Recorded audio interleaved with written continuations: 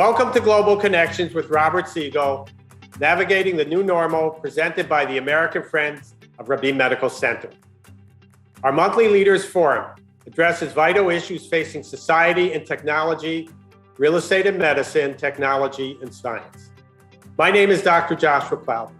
I'm the Executive Director of American Friends of Rabin Medical Center, AFRMC, a 501c3 national American charitable organization based in New York City. We at AFRMC represent Israel's premier hospital, Rabin Medical Center in Petah Tikva in Greater Tel Aviv, the leading institution named in honor of Prime Minister Yitzhak Rabin. The hospital is a model of coexistence, as it serves 1 million patients annually from all ethnic and religious backgrounds with the same compassionate care. Please support our mission in this free public affairs program with a donation of any amount. Visit us, American Friends of Rabin Medical Center, online and donate at afrmc.org. Join us on social media, on Twitter, Instagram, LinkedIn, YouTube, and Facebook. We depend on you, our audience's support, to help the hospital in Israel. So thank you if you can contribute any amount. Our host and moderator for Global Connections is Robert Siegel, former host of All Things Considered on National Public Radio for 31 years. Over the course of an hour each month, Global Connections features guests who Robert Siegel interviews as they explore important issues in our world. At this moment in time, we ask that you consider a donation to Israel's Rabin Medical Center as it treats wartime casualties and is in desperate need of your help. And now on to today's program. This month's Global Connections topic is freedom of speech on campus. We thank our special guests, Talia Dror, student leader of Cornellians for Israel, Professor Susannah Heschel, Chair of Jewish Studies at Dartmouth College, and Kenneth Stern, Director of the Bard Center for the Study of Hate. And now, Global Connections with Robert Siegel. In past panels, we've discussed the recent increase in anti-Semitic incidents in the U.S.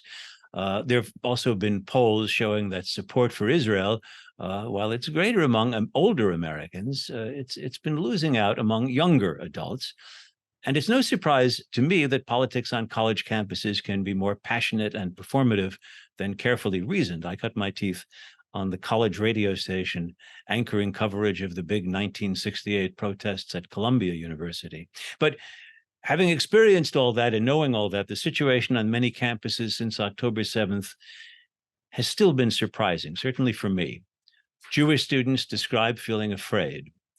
Israel's military action against Hamas, designed to degrade and decapitate, if not entirely eliminate, the Islamist group, has prompted loud protests against Israel, in particular on several elite campuses. There are claims and counterclaims over rights to free speech when it comes to Israel, Hamas, and Gaza. Critics of Israel say they're exercising their freedom of speech. Many Jewish students say they're being denied the very freedom to live and to study without fear. In this hour, we'll explore questions of free speech on campus with three panelists. I'll interview each first, and then we'll have a discussion session in the second half hour. You can take part in that discussion center by submitting a question by using the Q&A button at the bottom of your screen. Our first panelist is one of those Jewish college students I spoke of. Talia Dror is in her final year at Cornell's School of Industrial Labor Relations. She is also minoring in business and legal policy and is a member of Cornellians for Israel. Talia Dror was one of three students who co-authored an op-ed for the New York Times with the headline, "What is happening on college campuses is not free speech." Talia Dror, welcome. Thanks for joining us today. Hi, Robert. Thank you so much for having me on. And I'd like you to begin by telling us what you experienced at Cornell after the Hamas attack on towns and kibbutzim near Gaza. Right. So that's a pretty loaded question. It's been 60 days since then, and the amount of sheer anti-Semitism we've seen unfold on our campus is abhorrent. It started with actually resolution that was entered by the student assembly, which I did speak about at the hearing, in which the LGBTQ representative on the student assembly introduced a bill that essentially glorified Hamas as resistance fighters and placed full blame for the October 7th attacks on Israel. Since then, we've seen numerous protests done by the Students Justice for Palestine group on our campus, in which they have chanted anti-Semitic phrases like "From the river to the sea, Palestine will be free." They've chanted for intifadas. They have been essentially tormenting students on campus by graffitiing all over campus saying Zionism equals genocide and intifada now. These are direct threats to Jewish students on campus. About, I think it was we ended up getting death threats on an anonymous platform with one radical student who unfortunately was facing dire mental health situations, who had essentially posted on an anonymous posting platform saying that he was going to kill all Jews on our campus and rape all Jewish girls and shoot up the kosher dining hall and for Jewish living. Obviously, this sent shockwaves throughout our community. Students were genuinely afraid to go to classes. We had students attending Zoom classes only for about a week or so.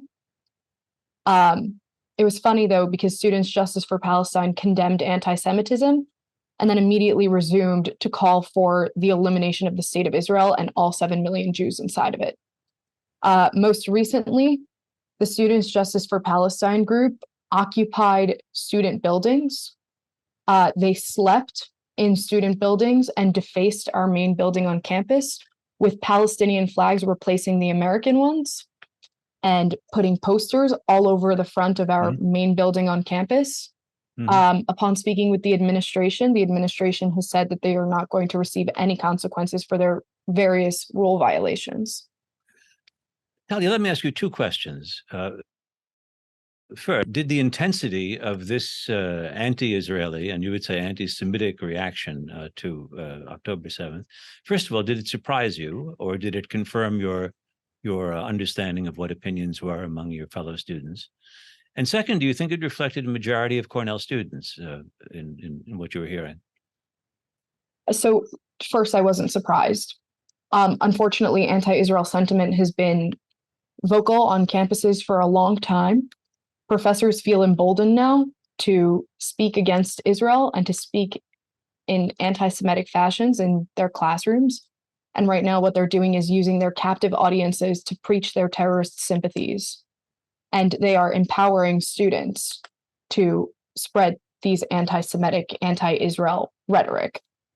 And then in terms of the majority of students feeling this way, I mean, 51% of students believe that Hamas is a resistance, or 51% of the people in my generation, Gen Z, believe that Hamas is a resistance force. I would hope for more moral clarity, but I don't think that's the case. Were you concerned for your physical safety during that time? Yeah, absolutely. I received death threats. I believe you may have testified to this, but your dorm room at Cornell has a mezuzah. It would be identified as the home of a Jewish student. That's correct, and I live with 2 other student leaders who are prominent in the community. And even in your room, were you concerned, afraid? Yeah, absolutely. I want to ask you about one thing you said, which has engendered a tremendous amount of discussion, which is this "from the river to the sea."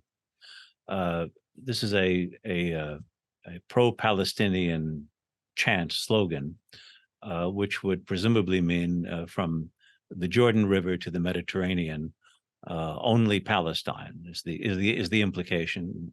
Since it would wipe out Israel, it's received as not just an anti-Zionist, but an anti-Semitic statement. I have to confess, I first heard the "from the river to the sea" as a statement of the where there would be necessarily only one sovereignty, Israeli sovereignty. It was a Likud party position from their founding. And I wonder what you say to someone who says, well, I don't think the Israelis are that eager to have another sovereign nation between the river and the sea. What's the difference between the Israeli position and what the pro-Palestinians are saying? It's a really great question. I think the pro-Palestinian from the river to the sea Palestine will be free was initially from the river to the sea Palestine will be Arab. It was then adopted by multiple recognized terror organizations and used in their efforts to eliminate Jews. And I think that the difference between those two phrases of from the river to the sea is under one phrase, Jews will be eliminated. And under the other one, everyone will live under sovereign equal citizenship. So, I mean, currently you have 2 million Arab Israelis as citizens of Israel? Yeah. I can't see any Jews being left by Hamas, considering their vile and disgusting anti-Semitic brutal attacks. Whereas I can see equal citizenship being given to by an Israeli ruled from the river to the sea. I've read some columns in the Cornell Daily Sun, which have been written by their guest columnist, an English professor who's been teaching at Cornell for 56 years, Daniel Schwarz, who describes himself as a Jew and an advocate of a two-state solution, a supporter of Israel and all that. He deplores the acts and statements of anti-Semitism. But he did write this: the campus, meaning Ithaca, has not devolved into chaos, nor has anyone been physically harmed. Despite a fraught environment, most faculty and students have been going to classes and doing what they usually do. Yes, Jewish students have felt uncomfortable, especially before the student culprit was arrested, but almost all attended and kept up with classes. Does that describe more or less to you, does that square with your sense of the campus as we're about 2 months away from October 7th? Interesting. I'm really glad he feels that way because most Jewish students that I've spoken to and most students at large don't feel the same way, especially after what happened this past weekend with students sleeping in school buildings and violating policies, and the clear showing of the administration's double standard in terms of addressing these things. This has turned not only into a Jewish issue, but a widespread issue of students coming to realize, students and parents coming to realize that our universities are devolving into places where anti-American, anti-Semitic, and anti-humane rhetoric has been spreading, and everyone is getting uncomfortable, both my non-Jewish and my Jewish friends. Talia Dror of Cornell, thank you. Stay with us because we're going to have a discussion period in about 20 minutes. But first, we're going to turn to our second panelist, Professor Susannah Heschel of Dartmouth. She is chair of Jewish studies there, and she has a close relationship with the Dartmouth's Middle East Studies Department. That relationship came into play after October 7th, as we'll hear in a moment. Far from New Hampshire right now. She's in Warsaw. Actually based right now in Berlin in a course that she teaches for Dartmouth. She's a historian and a scholar of, among other things, the history of anti-Semitism in Germany, which could be germane. Professor Heschel, thanks for joining us. It's great to see you. Thank you so much. Describe your reaction to the attacks on October 7th and what you did about it. So I was, of course, devastated and shocked and horrified and terrified. And I think for a long time, I felt a very odd combination of despair and rage simultaneously. But that weekend, I decided I should have faculty gather over lunch, perhaps on Tuesday in our seminar room, people from my building, just to talk with each other. And then I got a call from my colleague who's chair of Middle Eastern Studies, and he was in Cairo leading a Dartmouth program, and he called me and he was terribly upset by what had happened on October 7th, the terrorist attack against Israel. His name is Tariq El-Aris, and he grew up in Beirut during the Civil War. He's a forthcoming memoir about it. But he was devastated, and he told me that the social media in the Middle East was horrifying to him, what people were saying, horrible. So I told him about the lunch and he said, make it bigger, open it to everyone. So we did. And so on Tuesday and Thursday of that week, we set up a faculty forum. 4 of us on the faculty at Dartmouth came to answer questions and to talk with students. It was open to all the students, faculties, and faculty came. Turns out we ended up with hundreds attending in person and thousands on the live stream. So we answered questions, but I think what was most important was that we as faculty modeled something for the students. We demonstrated to them how we speak to each other in academic terms with collegiality, with respect. Certainly nobody on that panel was anything but devastated by the horrific attacks. But we also made it clear to the students that we're not here to blame, but to learn. That's what they should be here to do, and not to litigate the past, but to think about the future. Mm-hmm. But we created, I believe, an atmosphere of calm. There were student prayer vigils held on campus in subsequent days and weeks, but we did not have the kind of horrific incidents that took place at Cornell and so many other schools. I've heard you say that the close connection between you and Jewish studies at Dartmouth and the Middle East studies at Dartmouth is unusual. Why is it unusual? Why should there be a gap there?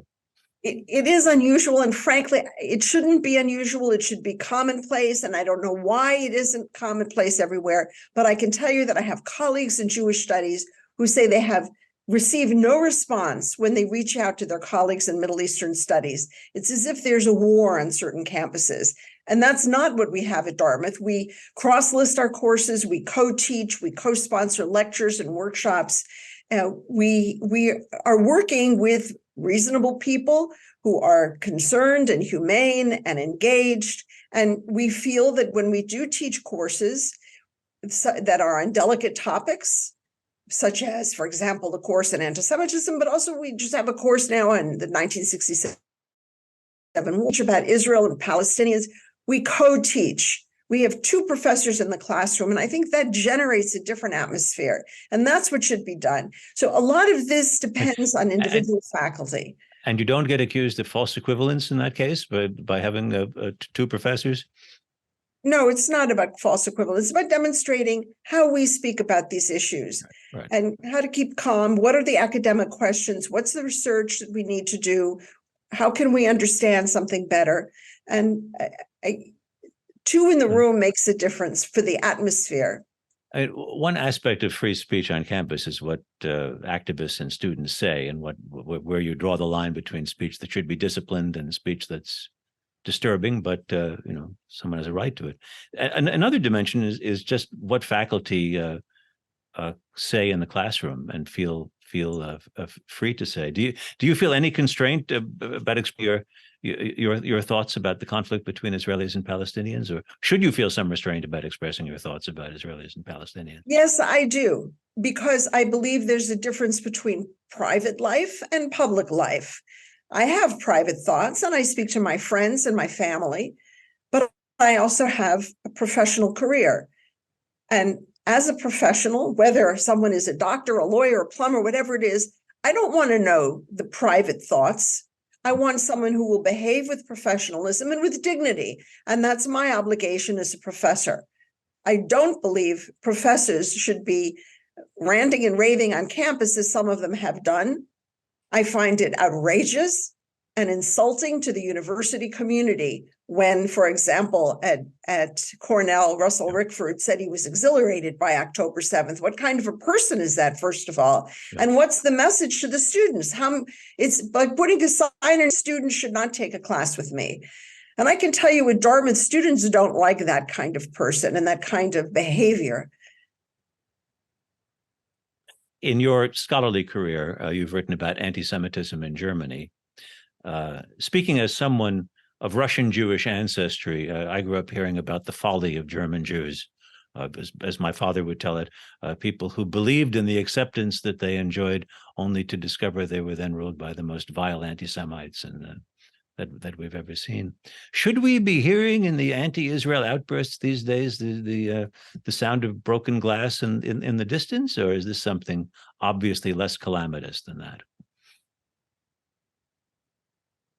In some ways more calamitous, because the feeling that I have right now is that the whole world has gone mad. Mm-hmm. It's not confined to a particular place, and it's not confined to a particular segment of society. Now, of course, I also don't think that Jews are to be blamed for anti-Semitism, whether it's Jews in Germany for the Nazis, or whether it's Jews in France for the Dreyfus affair, whether it's Jews in Iraq for having been exiled from Iraq, and so forth. But the rise of anti-Semitism right now is horrifying. It's coming at us from every possible direction. And I am very concerned about what can be done at this point and how long this kind of hysteria, it's a hysterical anti-Semitism. It's a kind of madness. How long will this persist? Decades? Generations? I'm not sure, but it's shocking. It's horrifying. And of course, Israel was always the promise, the answer, the antidote will go to Israel. But then came October 7th. And now Jews feel even Israel isn't safe. Sir, Susannah Heschel, thank you. And stick with us, because in 10 minutes we'll bring all of you back. But we're going to turn now to our third guest. Our third panelist is Kenneth Stern, who is a writer, lawyer, director of Bard College's Center for the Study of Hate. Over the years, he has studied hate as it appears in American militias, on talk radio, as well as on campus.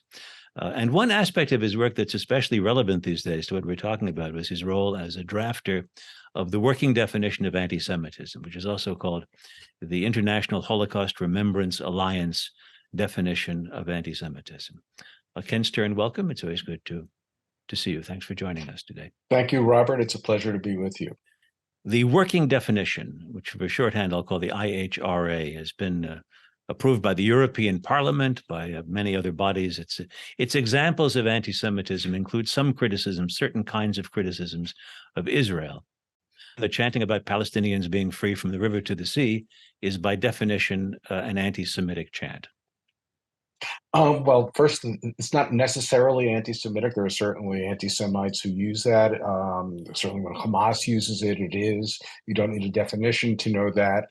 But there are some people for whom the idea of, especially when you're talking about 18, 19, 20-year-olds on a college campus, that may have this idea that, well, one person, one vote, let's have, from one side to the other. Your point about Likud as using that phrase too in a different way. So I don't see it as necessarily anti-Semitic.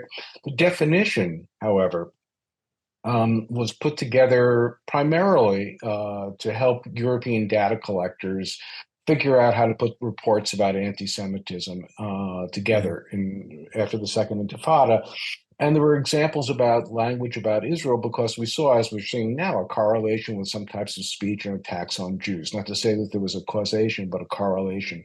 But it was never intended to be used, as some are trying to use it now, as a hate speech code to define what could be said on campus and what can't. And part of the problem for me studying hate is that people get into these binary boxes where they see something that disturbs them, their identity. They want justice on one side, injustice on the other, want to label something, want to make complicated things simple. And people are trying to use this definition to say, okay, well, there's certain speech that we shouldn't allow, and that's the end of it. And, what you hear from students, from people like Susannah, who are very invested in teaching, is that we want to use the educational system, the capacity to mine these issues, why people have these different points of views, to understand, what's driving them, to put yourself in their minds and to understand, how do you teach? At Bard, we're going to do a class in the spring instead of having just these words flung around like anti-Semitism, genocide, settled, or colonialism. What do they mean? How do we study them? How do we understand them? So to the extent that we can, look at the complexities and take people out of these binary boxes, the better. But the definition is being used to say, let's put something on one side of a line or another and then move on. And we miss all the important things we can do on a campus to fix the climate and to educate people. Have you developed for yourself a clear sense of where the line is between disturbing speech that's critical of Israel or of supporters of Israel, and speech that either becomes hate speech or becomes action in itself? Is there some line in your head that's the out of bounds line here? That's a great question. So to me, the difference is between expression on one side, which could be done by speech, but could also be done by other things, art and other ways, and intimidation, harassment, bullying, and discrimination. So if somebody wants to get up and say, from the river to the sea, or I think all, fill in the blanks, Jews in this case, but blacks or gay people or transgender, whatever, should die, it depends on, the context. If I could say that as an expression, it should be condemned. People should, talk about why this is problematic and organize around it. But to give the campus the ability to say that when you say certain things, even things that we may find very, very hateful, that's going to put you in a problem where you can have a disciplinary effect. That does a number of things. First of all, it puts the people that are being targeted for their speech as free speech martyrs. It changes the discussion again about how the campus should be thinking about these issues, and it undermines the ability, I think, to teach. And just one thing to say too is from the book I put together 3 years ago when I saw these issues. It's not just on one side. We've seen what we're talking about now with the anti-Zionism and Jewish students and the boycott and the hecklers and so forth. But when I talk to pro-Palestinian professors in the last few weeks, they tell me they too are having students coming into their door crying that they're being called terrorists. They're seeing, trucks going around in Columbia and Harvard doxing students, Students for Justice in Palestine, and Brandeis, just for its expression, stopped. That's a problem too. When we try to silence each other from things that we find disturbing, we're doing no one any favors. On the questions, one of the questions that's arisen since October 7th was what should university presidents say about October 7th, which raises a question from my mind. Should we expect university presidents to announce the position of the university on what the Chinese are doing to the Uyghurs, or what the Russians are doing in Ukraine, or what Hamas is doing in Gaza? What is your answer to that? Yeah, I think this moment reflected the wisdom of something called the Calvin Report from '67 from the University of Chicago that said universities should not be making statements about public issues in general. Because we see, what happens in a situation like this. It gets picked apart.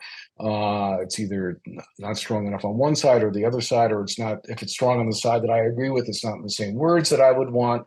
And then the issue becomes one of what the president said as opposed to what the campus is doing, like what Susannah and others did at Harvard. So again, it's putting people in the binary of a simple thing. I thought the best statement that I saw was from Maud Mandel at Williams, which was a detailed statement about why she wasn't putting out a statement, but really stressing the things that were important. That we understand that students are in a moment of stress, that we understand students may have family and people they care about in Israel and in Gaza, and we recognize that. We're doing vigils, we're doing forums like Susannah and others have done, and we've done some at Bard as well. So the only time I think a statement that could come out about an incident that's political like this should be, to ratify that students are recognized and feeling heard, and also to talk about the importance of academic freedom and expectations. Again, not going to be any harassment, not going to be any intimidation, but we're going to mind why students have the, difficult different opinions and create the avenues for them to explore it. Those types of statements are okay. Yeah. But a college president is not the equivalent of a State Department. Yeah, I've heard it described as the Chicago approach. That I don't know how accurate it is today, but the idea that the university per se and the university president should not be expressing positions on great issues, to precisely to leave members of faculty free to express whatever they wanted, and they were all individuals. The institution wouldn't. That's have a right, but position. but one of the criticisms, I mean, this is post George Floyd, when a lot of college presidents started making statements. Mm. And so, now we're at a moment where we see I mean, everybody agreed that what the officer did with the video of the George Floyd was awful. But this is an issue where people have strongly divergent views of the justice on one side or the other. I have my own views, but I know others have different views. And for a college to, come down on on a political issue like there's the problems of doing that, and the wisdom of the Calvin Report from Chicago so many years ago. Yeah, today's polemics about Israel and the Palestinians sent me thinking back about 60 years ago to a time when Arabs frequently argued that none of today's Jews, certainly not in Israel, are actual Jews, that they're all descended from converts of the Khazar tribes in Central Asia. And it was routinely put out by the Israeli government that being a Palestinian was a made-up identity, that really was people thought of themselves as South Syrians before Jews came along, and they made up an identity just to bother the Jews. So at some level, we've come some ways from two peoples both saying to each other and their supporters saying, "You're a complete fraud and a fake. You don't exist as a people whom I have to confront and I have to deal with." And absolutely right. And that's the binary in this. Again, just seeing one narrative as being, legitimate, as opposed to finding a way to have empathy for all people with, the different narratives. And in my book, it was interesting because I decided I had to have a chapter about what are the narratives. So I had the Israeli Jewish narrative that, we all know from the connection to the land and the history and the synagogues facing Jerusalem and all that. And then I had the Palestinian narrative, which was, basically they were always there. Jews were a minority. Others started coming in at late 1800s. And then I had somebody look at the draft of the chapter, and she said, it really is important which one you put first. And I thought about that, and I put the Jewish Israeli one because that's the one that I believe and I'm most comfortable with.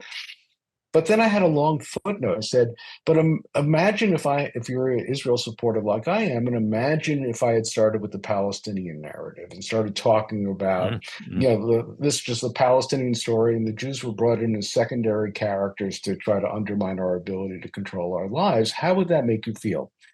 And that's how a lot of the pro-Palestinian folks feel. And what we have is the, two narratives that are not intersecting, but just going right past each other. And I think the point of education is to make it so that people can entertain both simultaneously. They can have their views about which is the more just, but they should understand that both of them exist and are credible. Ken Stern, thanks a lot. Stay with us. I'd like to welcome back Professor Susannah Heschel and Talia Dror from Cornell. And invite people who are listening, if they want, to submit a question using the Q&A button at the bottom of your screen. I'd just first like to ask each of you, and we'll start with you, Talia, from what you've heard from your fellow panelists, just very briefly, whether there's something that you'd like to remark on that you've heard from the others. And Talia, since you went first, you can go first with this round. Yeah, absolutely. I definitely think there's something to be said for open discussion and free inquiry. I mean, the reason I pay to go to the institution I currently attend is to engage with people who have different views than me, who grew up with different narratives and have different perspectives, and to share that. But what we're seeing right now is, because of the sheer amount of force and inability to sit down with peers who have different views, everyone sees this as an environment of intimidation. And one group's free speech rights has been limiting the other group's free speech rights. And so it is within the freedom of speech and freedom of protest of any pro-Palestinian group to call for an intifada. But if the call last week that was made was intifada from Gaza to Ithaca, calling for an intifada on my campus, calling for terror attacks on Jewish students on my campus. Now, the university recognizes that as free speech, but that free speech inherently undermines my personal free speech as a Jewish student, because now I feel uncomfortable to hang a mezuzah up, which is within my religious free speech rights. I feel uncomfortable saying that I'm a Zionist because I'm afraid I'll be targeted and killed. So while I do respect free speech, I think it's having an adverse effect right now. We're going to come back to the word intifada in just a moment. But first, Susannah Heschel, anything you'd like to remark on from what you've heard from your fellow panelists? Yes, well, I very much appreciate what Talia said. I actually don't think it's about free speech, because I think it's really about the fact that most administrators don't seem to know what Jewish history is, or what, as was my impression after listening to the 3 presidents who testified yesterday before Congress.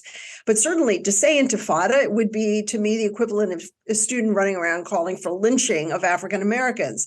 And in fact, for that matter, there have been incidents in which a noose is hung from a tree at a university in the United States, and those students are condemned immediately by the administration. And that's a symbolic act. It's not verbal, but hanging a noose is a very powerful threat.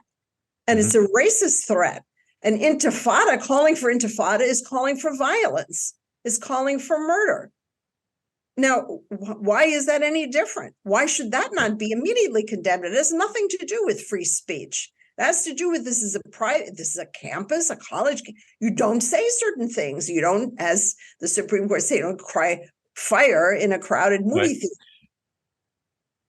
theater. And Ken Stern, reactions to your listen, I understand and I appreciate, and if I were, in a situation where there were calls, especially what was after the colon in a way that was implied by Talia, to target Jews on campus, that would clearly be something that would be a direct threat. I don't know what all students may mean by intifada. I know what I hear, what it means, what Susannah hears, and what Talia hears. But the question is, again, what you would want a college administrator to do about policing speech. If it's just saying something that we find is awful, and that other students are feeling something threatened by it, but it's not a true threat because it's just an expression. You say things that ratify the fact that all the Jewish students should feel on this campus.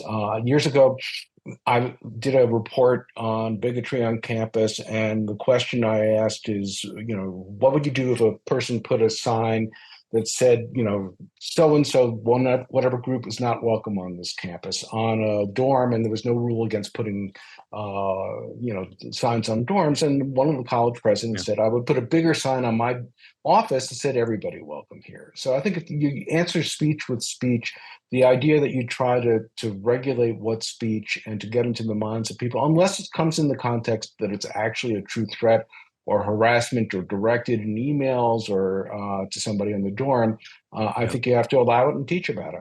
Professor Heschel shaking her head vigorously, so I'll give you a moment here. Yes? So, first of all, what Talia has described, the kind of behavior at Cornell University, is not just a question of whether it makes Jewish students feel.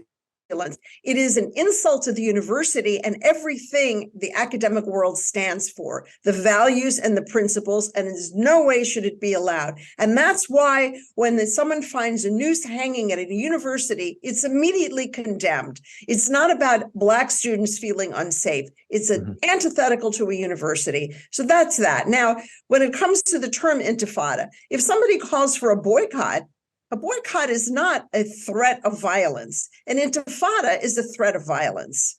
There is no such thing as intifada without violence. So if someone says, okay, I'm going to boycott Israel, I'm not going to buy, orange Jaffa oranges, fine. You can do, that's your business. If you really want to boycott, you're going to have to give up your computer. You're going to have to give up your iPhone because they contain technology that's produced in Israel. You have to give up a driverless car also because that was also invented in Israel by Amnon Shashua. So to boycott is passive. To threaten with intifada, every university should condemn it outright. It's the same as calling for lynching. What's the difference? But Susanna, if I yes, could, would you very briefly, discipline Ken. a student? Would you discipline a student? Would you expel a student? Would I would you expel create a a list student. of? Yes, I would, or at the very least suspend a student for a year and say, look, I'm not sure you understand what a university is all about, that this is not behavior or thinking or like kind of language that we tolerate here.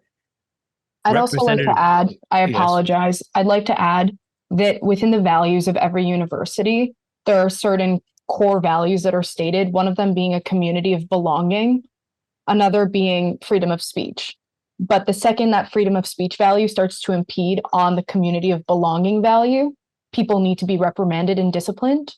And also, I didn't like a lot of what Claudine Gay said yesterday in her testimony, but something she did say is that the way to fight hatred is with truth. And what we're seeing right now is a lot of misinformation being spread on campus. Students spreading misinformation should not be given the platform to do so. Yes. That is the university's right to not give them the time or place and restrict their freedom of speech to spread lies. Let me just interrupt here to say, first of all, Claudine Gay is the president of Harvard University.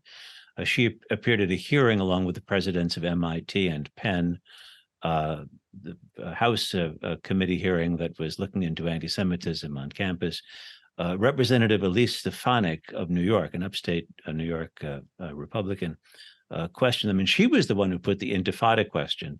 But in the course of posing it to them, she defined Intifada as a call for armed resistance that calls for genocide of Jews, and I had to think about that for a while, because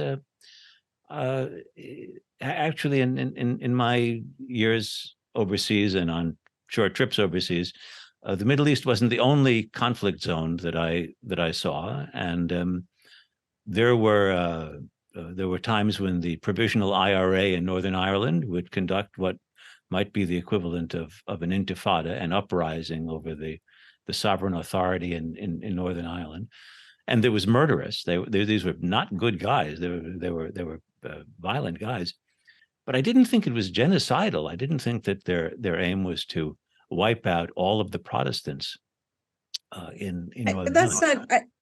I understand, but Intifada, whatever Representative Stefanik understands, Intifada is about armed resistance, about physical violence, not just a boycott or not just disagreement on political issues.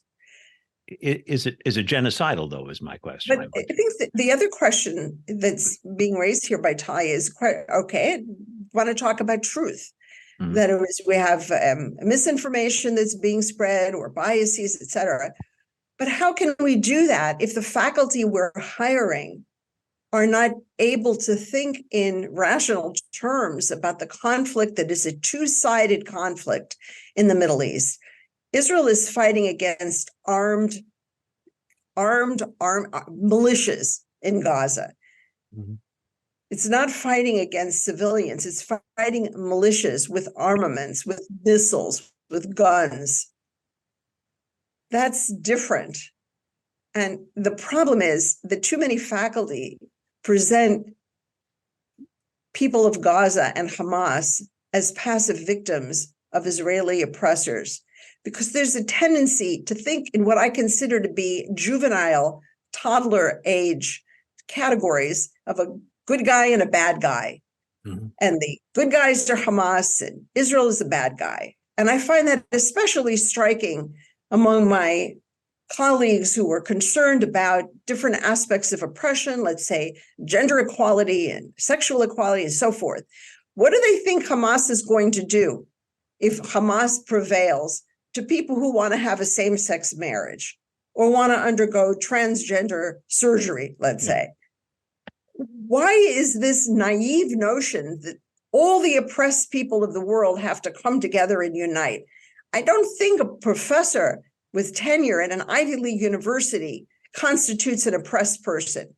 And more than that, I have to say, what are the people in Yemen or in Sudan or in Ukraine or in Myanmar and in so many other conflict zones in Syria? What are they saying? What's the matter with these Americans? All they care about at American universities are Gazans. Why don't they care about us and what's being done to us in Yemen and Sudan and all these other places? These are the people who care about the oppressed, who care about racism and aren't speaking out for Black Africans in Sudan who are being murdered? Or when the Secretary General of the United Nations said that the killing in Gaza is the worst killing that he's seen in all so many years, what do you think is going on in Ukraine and Syria and so forth? So what kind of rhetoric are we observing? Good question. And I have a question that's been submitted for Talia. Do you think that Israeli policies, specifically referring to settlement on the West Bank, and I assume the new government in Israel, do you think that these policies contributed at all to the support for Hamas in some way, that people are opposed to what they read of this Israeli government in particular? That's a good question. I don't think so, because people are not critical of the current Israeli government or its policies. People are critical of the fact that that the Israeli government exists. It's not the current government or the former government. It's the fact that there was an Israeli government and that Israel is currently the Jewish state. And that's why what you're seeing these clubs yell is that anti-Zionism doesn't equal anti-Semitism, because they're trying to excuse their anti-Semitism by saying that delegitimizing the state of Israel and its existence is okay. We're not arguing over policies. We're not arguing over the West Bank or Gaza or whether or not Israel pulled out in 2005. We're talking about the legitimacy of the state of Israel. Mm-hmm. And there's absolutely a double standard there, because every other country in the world is able to be looked at as a legitimate state, except for one.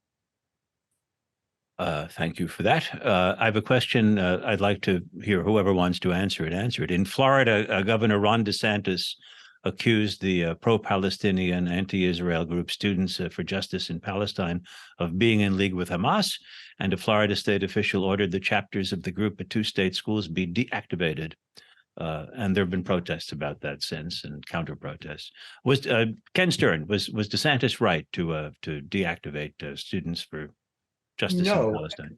No, he wasn't. And also to add on to that, Brandeis Center and the ADL sent a letter sent to 200 college presidents, letter saying, please investigate whether there's material support for Hamas from SJP and consider taking action. Well, speech, as much as I deplore SJP's speech, is not material support. Material support is fundraising, coordination, and so forth. So, what DeSantis did was not only a violation of free speech, but also goes into the same sort of, promoting the binary response to a difficult situation. I think, remember, he also tried to, or did encourage not teaching about gender, not teaching about race, trying to protect students from hearing certain things. And that's, getting back to your first question, that's my concern about the push of the IRA definition for application to the campus too. I don't want government saying what can be taught, what can be said. I want, when things that we find is disturbing, to teach about that and create the environment so that could be done. But when we give government the power to tell student groups what their politics could be, just based on their expression, not on their actions, to me, it's harming academic freedom and democracy itself. President, sorry, if I could just, Professor Heschel, yes. Oh, I'm sorry. I was going to say, this is actually something that I've been actively studying. It's also one of the topics of the congressional hearing that I testified at. It's interesting that you note the financial ties that SJP may or may not have, because the founder of SJP, Hatem Bazian, also founded AMP, the American Muslims for Palestine, which is linked to the IAP, the Islamic Association for Palestine, which financial wing, the Holy Land Foundation, is directly tied to Hamas. Hatem Bazian also has direct ties to Hamas. So SJP, the student group that we're seeing on campuses, has direct ties to a nationally recognized terrorist organization and should absolutely be kicked off of campuses. They are literally Hamas on campus. And Professor Heschel, you would agree with that? Throw them off campus? I agree. I agree with Talia, yes. And I would say that I also see no place at college campus for the Proud Boys, over the Ku Klux Klan, over any other white supremacist group. And to me, this is similar. It's just that we're not reacting the same way, and that's what troubles me. I'd like to put something to all of you that was said by Mark Rowan, who's the CEO of Apollo Global Management and is a very wealthy benefactor, or had been until recently, of the University of Pennsylvania, his alma mater. And he said on Bloomberg TV that what's at issue on campuses isn't really a challenge to free speech, but it's about the conflict between favored speech and unfavored speech, that some groups are favored, others are not, and that this is baked into the intellectual outlook of the university, that anything said by or about a favored group is good, and anything about an unfavored group, in this case, supporters of Israel, is going to be bad. So we don't get a study of the facts. We get a clash of perspectives and conflicting narratives. Does this ring true to you, Professor Heschel? Is it Rowan onto something? Is this an academic, an intellectual tone to the American university these days?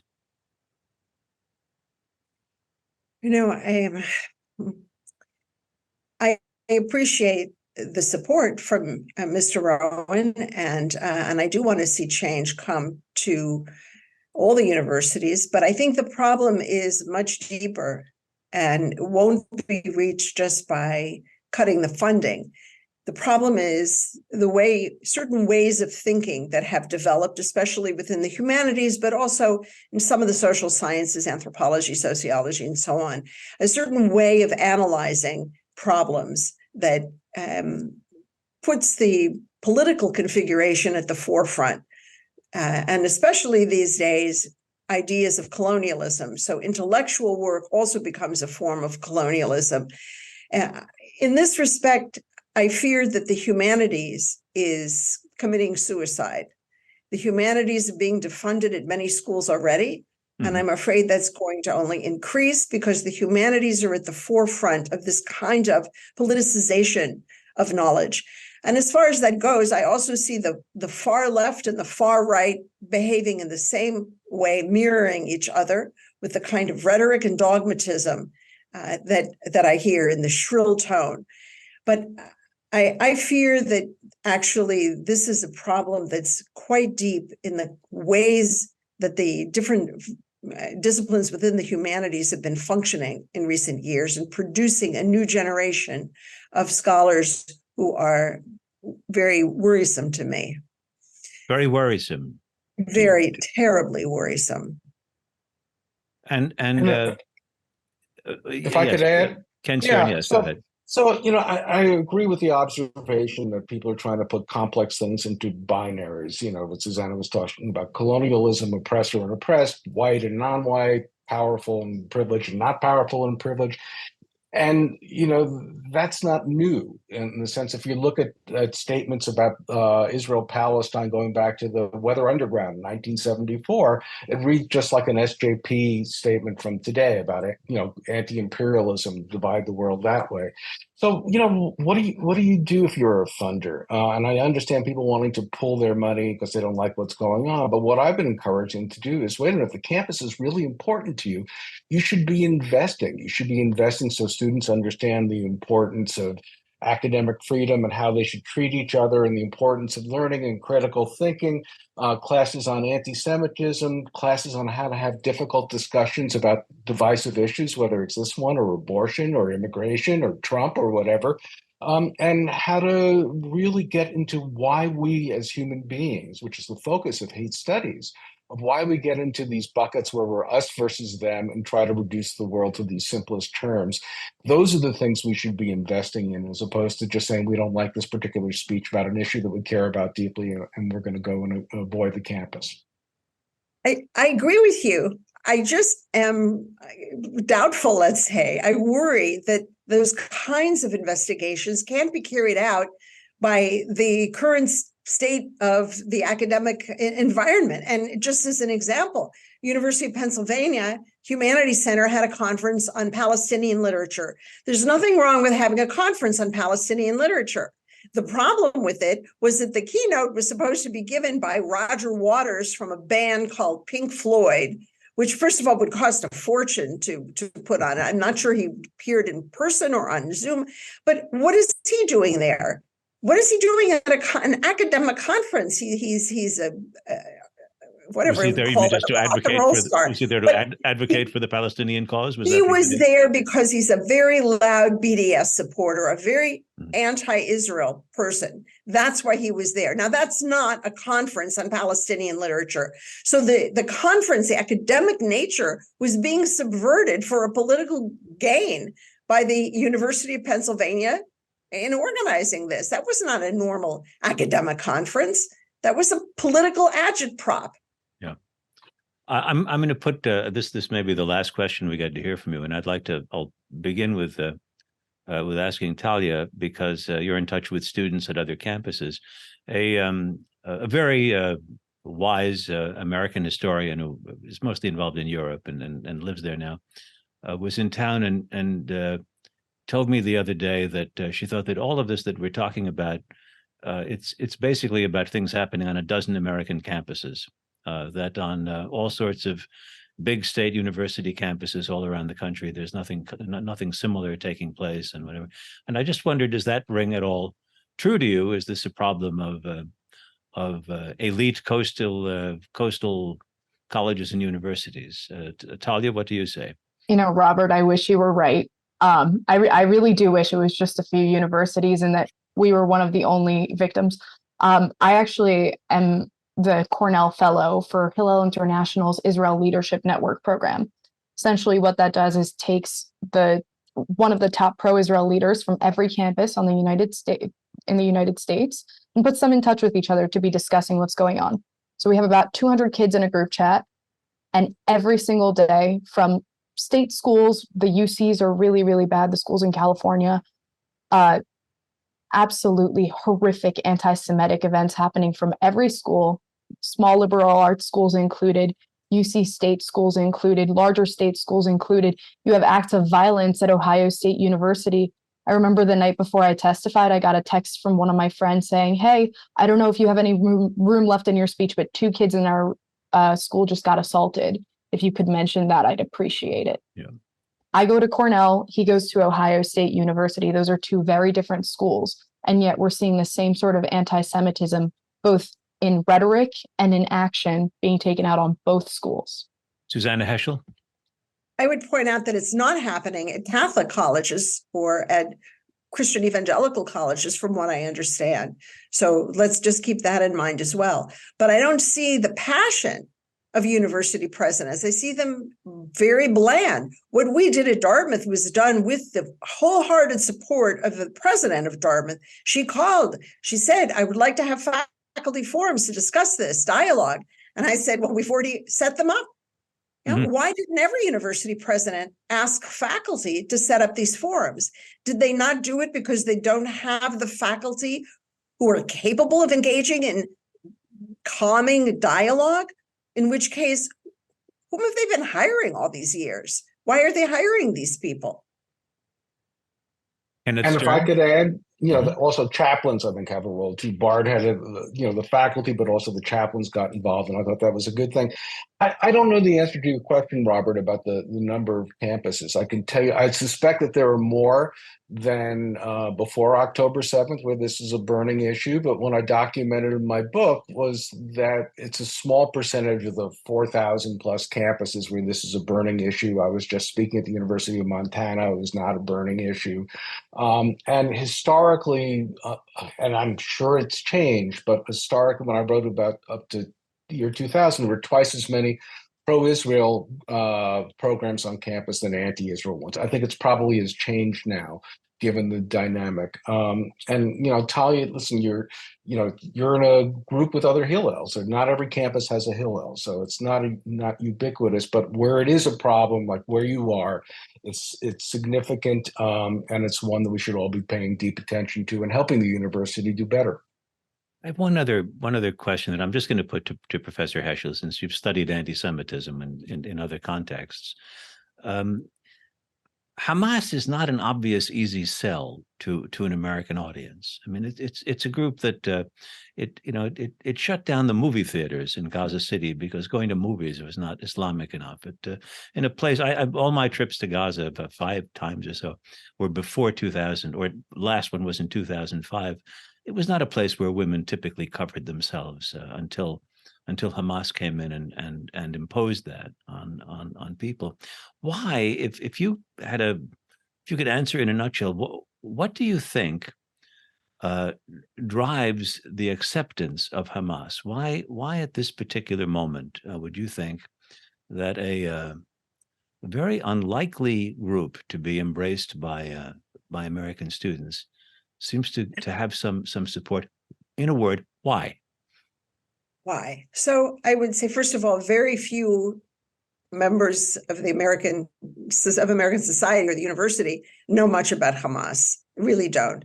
And I find that's true in many cases, that when some years ago, the MLA, Modern Language Association, wanted to have a BDS platform, people were signing it, and I would talk to them.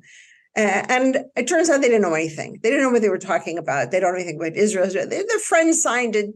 There seemed to be something justice to it. I think the mood has changed now. With Hamas, it's a kind of thrill. It's outrageous to support Hamas, to be demonstrating with a lot of passion, the students. And I think perhaps some of that passion may be a sense of finally COVID is over, so let's just take out all of our rage. But why focus on Jews? Because Jews are the convenient target for rage, for anger, for disgust, and so forth. So, but there are, I think, probably some additional psychological factors in American society right now that we may not recognize for a while to come.